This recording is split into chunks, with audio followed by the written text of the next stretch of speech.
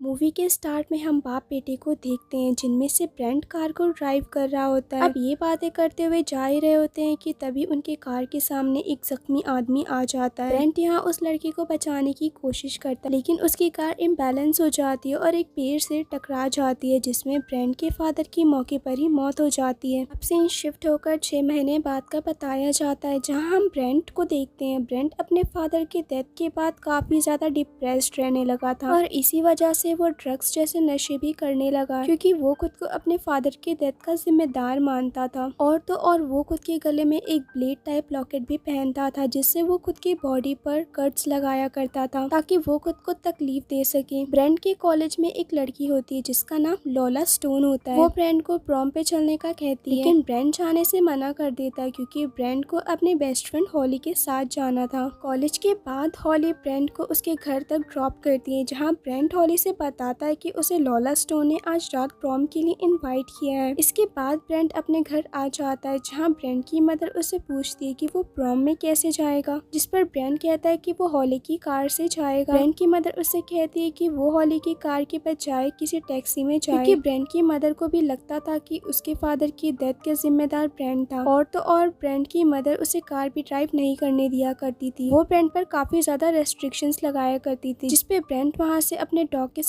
बाहर चला जाता है। वो कहीं दूर जाकर सुसाइड करने की कोशिश करता है लेकिन वो ऐसा नहीं कर पाता है और वहीं पर बैठकर म्यूजिक सुनने लगता है। तभी ब्रेंट को उसकी मदर की कॉल आती है जिस पर वो कॉल को पिक करता है लेकिन इसी बीच कोई ब्रेंट को पकड़ लेता है और उसे बेहोश करके एक ट्रक में लेकर जाता है। कुछ देर बाद ब्रेंट की मदर को उसकी फिक्र होने लगती है जिस पर वो उस जगह पर जाती है क्योंकि ब्रेंट अक्सर वहीं पर आया करता था लेकिन काफी ढूंढने के बाद भी उन्हें ब्रेंट नहीं मिलता। दूसरी तरफ हॉली भी प्रॉम के लिए तैयार होकर ब्रेंट के घर पहुंच जाती है। तभी वहां पर ब्रेंट की मदर आती है और वो हॉली से ब्रेंट के बारे में पूछती है लेकिन हॉली को भी इसके बारे में कुछ पता नहीं होता है। इसके बाद ब्रेंट की मदर पॉल को कॉल करती है जो कि उनका नेबर और पुलिस भी होता है। वो उसे ब्रेंट के मिसिंग होने के बारे में बताती है जिस पर वो इस बात को ज्यादा सीरियस नहीं लेता है क्योंकि ब्रेंट अक्सर ऐसा किया करता था। लेकिन एक बात को सुनकर पॉल को डाउट होता है कि किसी ने ब्रेंट के डॉग को जख्मी किया था। अब हम उसी ट्रक को देखते हैं जिसमें ब्रेंट को किडनैप करके ले जाया गया था और वो कोई और नहीं बल्कि लॉला स्टोन और उसके फादर होते हैं। उन्होंने ही ब्रेंट को किडनैप किया था।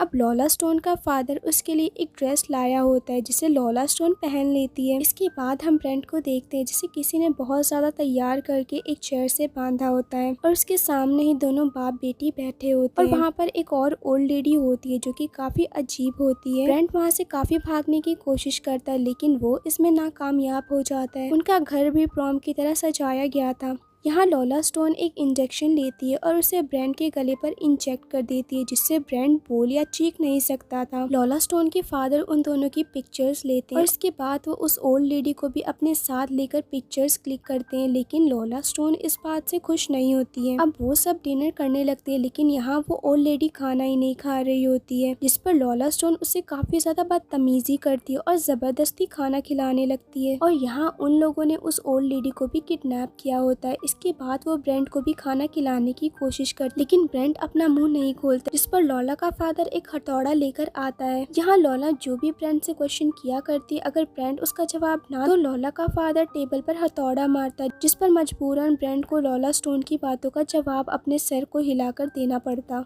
और जब वो लॉला का जवाब दे देता तो लॉला स्टोन उसे अपने फिंगर को लिक करने का कहती है और उसके फादर को हथौड़े के साथ देखकर वो खौफ में आकर ऐसा ही करता है। इसके बाद ब्रेंट को टॉयलेट आती है जिस पर लॉला उसे एक ग्लास खाली करके देती है और कहती है कि वो इसी में ही कर ले लेकिन यहाँ ब्रेंट टॉयलेट नहीं करता है क्योंकि वो वहाँ से भागने का बहाना कर रहा होता है। इसके बाद वहाँ पर लॉला का फादर आता है और उसे बताता है कि उसके डॉग को उसी ने मारा था और वो भी हथौड़े और कील से। फिर वो वहाँ पर कील लेकर आता है और ब्रेंट को 10 सेकेंड देता है और वो उससे कहता है कि वो उस ग्लास में यूरिनेट करे वरना वो उसके हाथों में कील ठोक देगा। और तभी वो दोनों बाप बेटी काउंटिंग करने लगते हैं। इसी बीच ब्रेंट लॉला को टांग मारता है जिस पर लॉला दूर जाकर गिरती है और वो खुद को आजाद करके बाहर भागता है। उसके पीछे पीछे लॉला स्टोन का फादर भी आ जाता है और तब ब्रेंट उन्हीं के ट्रक के नीचे छुप जाता है। लॉला स्टोन का फादर सबसे पहले ट्रक में बैठता है और जब वो कार को स्टार्ट करता है तो उसे ब्रेंट नजर आता है जिस पर वो ब्रेंट के पीछे कार को भगाने लगता है और तब ब्रेंट एक पेड़ पर चढ़ जाता है। तभी वहाँ पर लॉला स्टोन भी आ जाती है और वो उस पर पत्थरों से मारने लगते हैं, जिस पर एक पत्थर ब्रेंड के सर पर लगता है और वो नीचे गिर जाता है और वो बेहोश हो जाता है।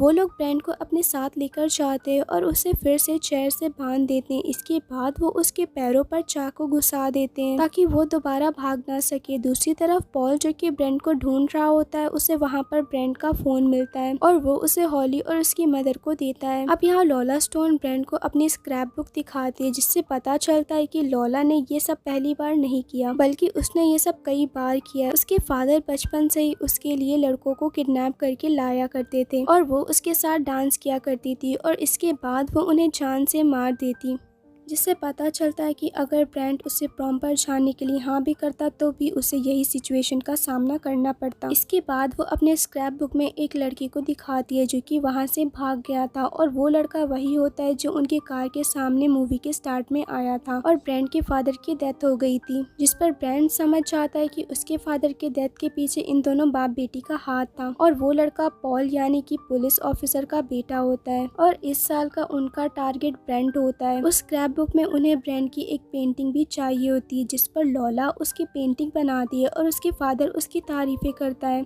वो ब्रेंड के बॉडी पर चाकू से एक हार्ट बनाती है और उस पर LS लिखती है और ये सब वो बचपन से ही करती आई और वो अपने हर विक्टिम्स पर ऐसा ही किया करती थी और यहाँ LS का मतलब लॉला स्टोन होता है। इसके बाद वो लोग उसके जख्मों पर नमक छिड़कते हैं, जिससे उसे काफी ज्यादा तकलीफ होती है। तब वहाँ पर प्रॉम की क्वीन की अनाउंसमेंट होती है और लॉला स्टोन इतनी लड़कियों में से क्वीन बनती है, जिस पर उसे क्राउन पहनाया जाता है और तब उसका फादर फिर से उनकी पिक्चर्स क्लिक करता है। अब वो ब्रेंड के साथ डांस करने लगती है, लेकिन ब्रेंड सही से नहीं कर पाता है क्योंकि उसके पाँव में चाकू लगे होते हैं। तब लॉला अपने फादर के साथ ही डांस करने लगती है। यहाँ उसे पता चलता है कि उसका फादर ही उसका रियल प्रिंस है। इसके बाद वो लोग एक जानवर को काटते हैं और वो एक बेसमेंट का दरवाजा खोलते हैं जहाँ वो लोग पानी डालते हैं और उस जगह से बहुत सी अजीब आवाजें आती हैं। इसके बाद लॉला स्टोन का फादर ड्रिल मशीन निकालता है और तब लॉला उस ड्रिल से ब्रेंड के सर पर निशान बनाती है और वो उसके स्कल तक एक बहुत बड़ा सा होल बनाती है। इसके बाद वो लोग उबलता हुआ पानी लाते हैं, जिससे वो लोग ब्रेंड के सर में डालने वाले होते हैं ताकि वो उसके सर में जाकर उबल जाए और वो एकदम बेजान हो जाए, जैसा हमने उस लेडी को देखा था। और तब वो उसे भी बाकियों की तरह बेसमेंट में फेंक देती, जहाँ पर ऐसे ही बहुत से विक्टिम्स होते हैं। अब वो ब्रेंड के सर में गर्म पानी डालने के लिए आगे बढ़ती है। तब उन्हें उसके सर का होल छोटा लगता है। तब वो आदमी उसका होल बड़ा करने जाता है, लेकिन तभी ब्रेंड अपने गले में लगे ब्लेड से उस पर अटैक कर देता है